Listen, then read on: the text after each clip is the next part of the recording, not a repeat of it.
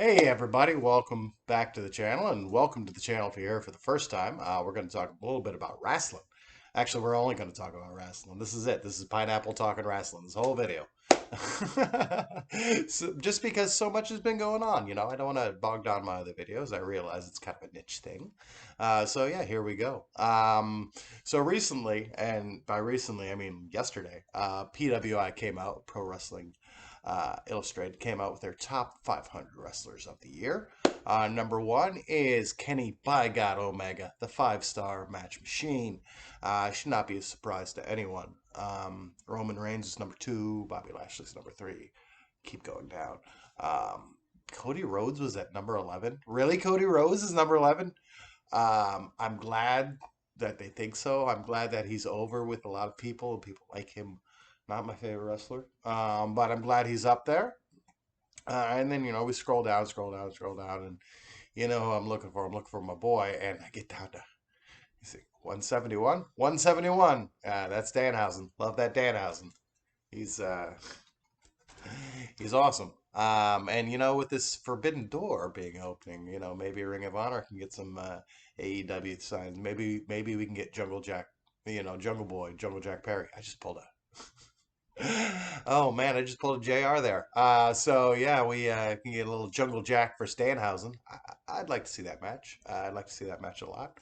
Um, yeah, speaking of JR, man, I love him.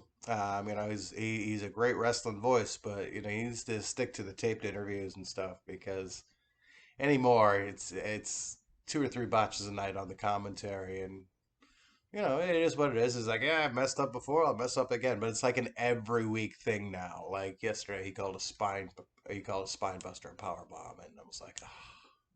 Well, technically, somebody else called and goes, yeah, yeah, nice power bomb. I'm like, no, you can disagree in the moment. You can say, no, with the power bomb, what are you thinking? And you do it all the time on commentary. Commentary all the time. People mess up, and then the other announcer makes fun of them. You make a little joke, and then you move on. It happens. So yeah, a lot of other stuff going on in AEW. CM Punk did wrestle Darby Allin. That was kind of a big thing.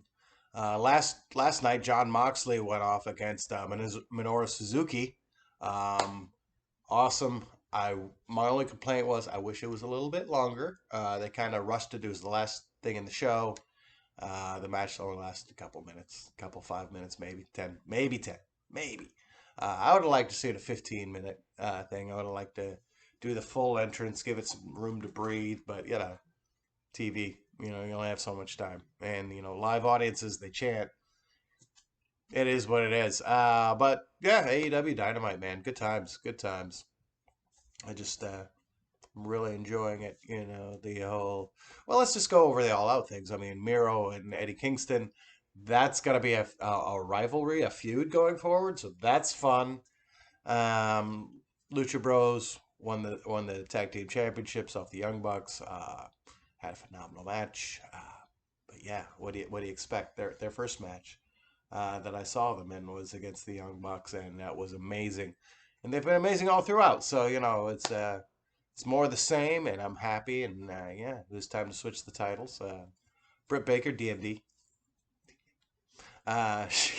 She won. Omega won. Yeah, just everyone's like, man, this is like the best pay-per-view ever. And I'm like, I don't know about the best pay-per-view ever, but it was pretty darn good. It's easily the best one AEW's done. Jericho did beat MJF. Throw that in there real quick. So yeah, that's always good when the bad guy loses and the good guy wins. People complain it was a bit long. It's a year. It's a nice way. It's a nice long feud. Get some storytelling out there. You had a little ups, you had a little downs. There were some doubts.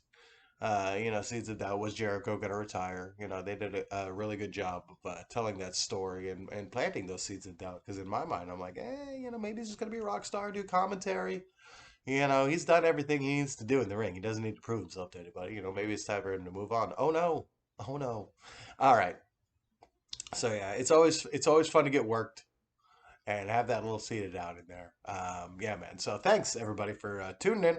We'll talk more about wrestling in the future. Oh yeah, Paul White destroyed QT Marshall. Yeah, of course he did. All right, so that's it. Yeah, it's a free flowing format. Maybe we'll talk about things. Maybe we'll talk about old school wrestling. I don't know.